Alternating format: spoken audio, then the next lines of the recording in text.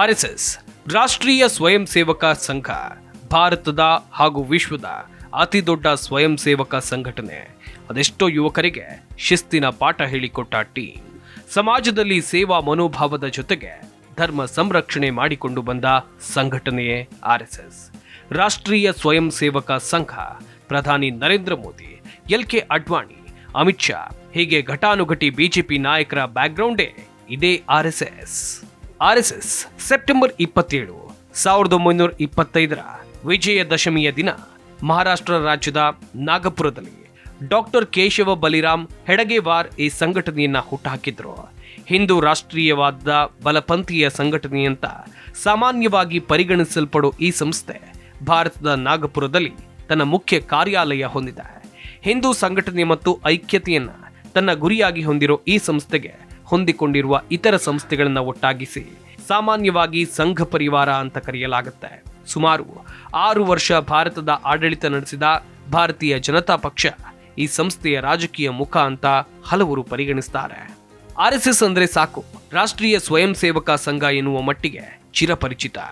ರಾಷ್ಟ್ರಭಾವ ಜಾಗೃತಗೊಳಿಸಿರುವ ಆರ್ಎಸ್ಎಸ್ಗೆ ಈಗ 100 ವರ್ಷ. ಮನೆಗಳನ್ನ ಬೆಸೆದುಕೊಳ್ತಾ ಇರೋ ಸಂಘ ಚಿಂತನೆ ವ್ಯಾಪಿಸ್ತಾ ಇರೋ ರೀತಿ ಅನನ್ಯ. ಸ್ವಯಂ ಸೇವಕರ ನೆಚ್ಚಿನ ಸಂಘಕ್ಕೆ ಶತಾಬ್ದಿಯ ಸಂಭ್ರಮದ ಹೊತ್ತಿನಲ್ಲಿ ಒಂದು ಕಿರುನೋಟ.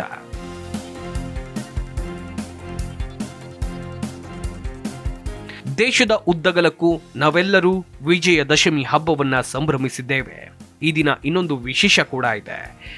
ದೇಶ ಮೊದಲು ಒಂದು ದೇಶ ಎಂಬ ರಾಷ್ಟ್ರಭಾವವನ್ನ ಜಾಗೃತಗೊಳಿಸುತ್ತಾ ಸಮಾಜದೊಳಗೆ ಸೇರಿಕೊಳ್ಳುತ್ತಾ ಸಾಗಿರುವ ಸಂಘಟನೆ 100ನೇ ವರ್ಷಕ್ಕೆ ಕಾಲಿಟ್ಟಿದೆ. ಹೌದು, ಭಾರತದ ಅತಿ ದೊಡ್ಡ ಸಾಮಾಜಿಕ ಸಂಘಟನೆ ರಾಷ್ಟ್ರೀಯ ಸ್ವಯಂ ಸೇವಕ ಸಂಘ ಅಂದ್ರೆ ಆರ್ಎಸ್ಎಸ್ 100 ವರ್ಷದ ಹಿಂದೆ ಸ್ಥಾಪನೆಯಾಗಿತ್ತು. ಸರಳವಾಗಿ ಹೇಳಬೇಕು ಅಂದ್ರೆ ಆರ್ಎಸ್ಎಸ್ 100ನೇ ವರ್ಷಕ್ಕೆ ಕಾಲಿಟ್ಟಿದೆ. ಈ ಸ್ವದೇಶಿ ಜೀವನ ದೃಷ್ಟಿ ಅಥವಾ ಪದ್ಧತಿಯನ್ನ ಕಟ್ಟಿ ಬೆಳೆಸುವ ಈ ಕಾರ್ಯ ಸುಲಭ ಅಥವಾ ಸಣ್ಣ ಸಾಧನೆಯೂ ಅಲ್ಲ. ಆರ್ಎಸ್ಎಸ್ ಮಟ್ಟಿಗೆ ಹೂವಿನ ಹಾಸಿಗೆಯೂ ಆಗಿರಲಿಲ್ಲ. ಸಾವಿರಾರು ಸ್ವಯಂ ಸೇವಕರ ತ್ಯಾಗ ಬಲಿದಾನಗಳಿವೆ. ನಮ್ಮ ದೇಶದ ಸ್ವತಂತ್ರ ಪೂರ್ವದಲ್ಲಿ ಜನರಲ್ಲಿ ರಾಷ್ಟ್ರ ಪ್ರಜ್ಞೆ ಮತ್ತು ರಾಷ್ಟ್ರಭಾವ ಜಾಗೃತಗೊಳಿಸುವ ಕೆಲಸವನ್ನ ಮಾಡಿದ ಆರ್ಎಸ್ಎಸ್ ಇಂದಿಗೂ ಸಮಾಜವ್ಯಾಪಿಯಾಗಿ ಇದನ್ನ ಮಾಡುತ್ತಲೇ ಇದೆ.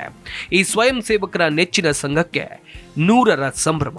ರಾಷ್ಟ್ರೀಯ ಸ್ವಯಂ ಸೇವಕ ಸಂಘದ ಹಿನ್ನೋಟವನ್ನ ಈ ಸ್ಪೆಷಲ್ ವಿಡಿಯೋದಲ್ಲಿ ನೋಡ್ತಾ ಹೋಗೋಣ ಬನ್ನಿ. ಸಂಘ ಹುಟ್ಟಿದ್ದು ಹೇಗೆ?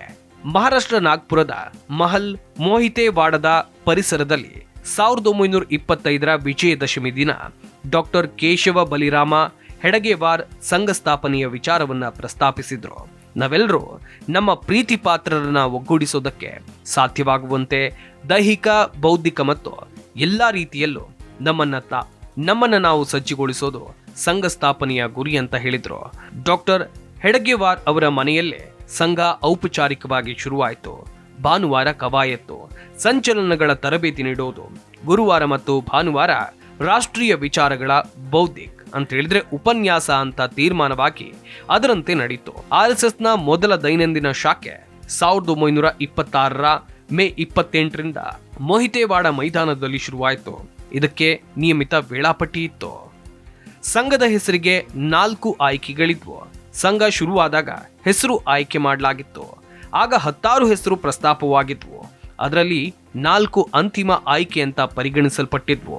ಆ 4 ಹೆಸರುಗಳು ಜನಪಟ್ಟ ಮಂಡಲ್, ಭಾರತ ಉದಾರಕ್ ಮಂಡಲ್, ಹಿಂದೂ ಸ್ವಯಂ ಸೇವಕ ಸಂಘ ಮತ್ತು ರಾಷ್ಟ್ರೀಯ ಸ್ವಯಂ ಸೇವಕ ಸಂಘ. ಇದರಲ್ಲಿ ಆಯ್ಕೆಯಾಗಿದ್ದು ರಾಷ್ಟ್ರೀಯ ಸ್ವಯಂ ಸೇವಕ ಸಂಘ ಅಂತ ಹೇಳಿದ್ರೆ ಆರ್ಎಸ್ಎಸ್. ಆರ್ಎಸ್ಎಸ್ ವ್ಯಾಪ್ತಿ. ಆರ್ಎಸ್ಎಸ್ನ ಅಖಿಲ ಭಾರತೀಯ ಪ್ರಾಂತ್ಯ. ಪ್ರಚಾರಕ ಬೈಠಕ್ ಬಳಿಕ ಸಂಘದ ಅಖಿಲ ಭಾರತೀಯ ಪ್ರಚಾರ ಪ್ರಮುಖ ಅನಿಲ್ ಅಂಬೇಕರ್ ಅವರು ಕೊಟ್ಟ ಮಾಹಿತಿ ಪ್ರಕಾರ ಭಾರತದಲ್ಲಿ 73,117 ದೈನಿಕ ಶಾಖೆಗಳು, 27,717 ಸಾಪ್ತಾಹಿಕ ಮಿಲನ್ ಅಂತ ಹೇಳಿದ್ರೆ ವಾರಕ್ಕೊಮ್ಮೆ ಸೇರುವ ಶಾಖೆ,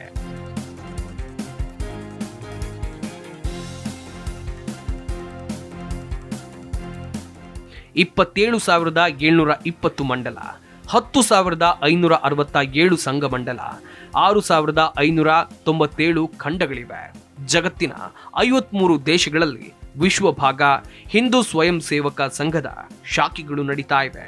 ಸಂಘ ಪರಿವಾರ ಅಂದ್ರೆ ಆರ್ಎಸ್ಎಸ್ ಮತ್ತು ಅದರ ಪರಿವಾರ ಸಂಘಟನೆಗಳು. ಇದರಲ್ಲಿ ಅಖಿಲ ಭಾರತ ವಿದ್ಯಾರ್ಥಿ ಪರಿಷತ್, ಅಂತ ಹೇಳಿದ್ರೆ ಎಬಿವಿಪಿ, ವನವಾಸಿ ಕಲ್ಯಾಣ, ಭಾರತೀಯ ಮಜೂರ್ ಸಂಘ, ವಿಶ್ವ ಹಿಂದೂ ಪರಿಷತ್, ಭಾರತೀಯ ಜನತಾ ಪಾರ್ಟಿ ಅಂತ ಹೇಳಿದ್ರೆ ಬಿಜೆಪಿ, ಹೀಗೆ 10 ಸಂಘಟನೆಗಳಿವೆ.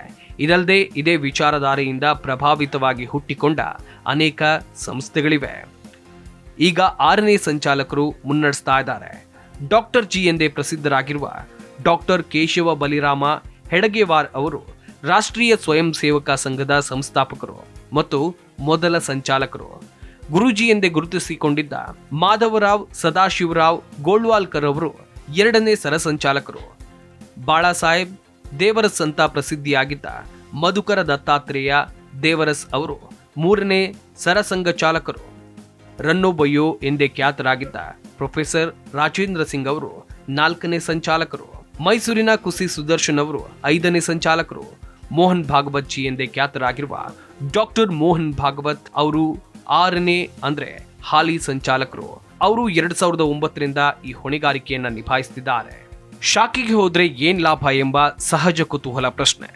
ಸಮಾಜದ ವಿವಿಧ ವರ್ಗದವರು ಒಂದೆಡೆ ಸೇರುವ ಒಂದು ವೇದಿಕೆ ಅಂತ ಸರಳವಾಗಿ ಹೇಳಬಹುದು. ಇಲ್ಲಿ ವಯಸ್ಸಿನ ಅಥವಾ ಇನ್ಯಾವುದೇ ಭೇದ ಭಾವಗಳಿರೋದಿಲ್ಲ. 5 ವರ್ಷದ ಮಗುವಿನಿಂದ ಹಿಡಿದು 60-70 ವರ್ಷ ಮೇಲ್ಪಟ್ಟವರು ಇರ್ತಾರೆ. ಎಲ್ಲರಿಗೂ ಕಿವಿಯಾಗ್ತಾರೆ, ಸ್ಪಂದಿಸ್ತಾರೆ. ವ್ಯಕ್ತಿತ್ವ ನಿರ್ಮಾಣದ ಮೂಲಕ ಸಮಾಜ ಪರಿವರ್ತನೆ, ರಾಷ್ಟ್ರದ ಸರ್ವಾಂಗೀಣ ಉನ್ನತಿ ಎಂಬ ಆಶಯದಲ್ಲಿ ಎದ್ದು ಕಾಣುತ್ತೆ.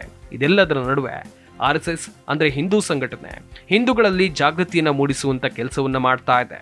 ಅವರು ಸದಾ ಹೇಳುವ ಮಾತನ್ನ RSS ಸಂಘಟನೆ ಸಮಾಜದ ಸಮಸ್ಯೆಗಳಿಗೆ ಸ್ಪಂದಿಸಿದೆ, ಅದೆಷ್ಟೋ ಹೋರಾಟದಲ್ಲಿ ಭಾಗಿಯಾಗಿದೆ. ಇದಕ್ಕೆ ಕೆಲವೊಂದಿಷ್ಟು ವಿರೋಧಗಳು ಕೂಡ ಕೇಳಿ ಬಂದಿತ್ತು.